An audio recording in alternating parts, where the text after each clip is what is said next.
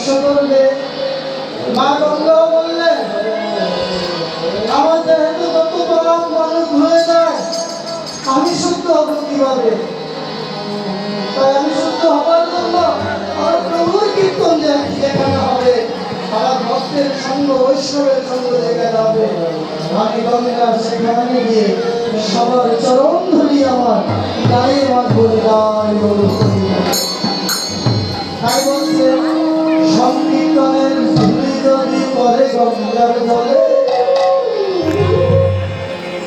গঙ্গা মুক্ত হয় শ্রী ভাগবত বনে।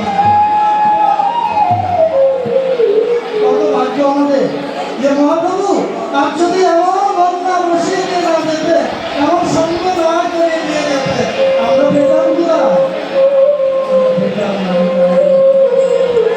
ধন্য শ্রী গৌরাঙ্গ চৈতন্য মহাপ্রভুর জয়।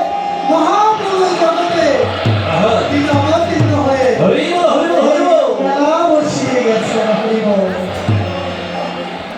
তারপর বলছে রম্ভা। রম্ভা মানে কলা গাছ। ওই কলা গাছটা আমরা তো বলি দুর্বাসা ঋষি বলি, তাই না? দুর্বাসা ঋষি তিনি ধ্যান করা মাত্র কৃষ্ণকে পাইতেন। যখনই ধ্যানে বসতেন, গোবিন্দের ধ্যান যখন করতেন,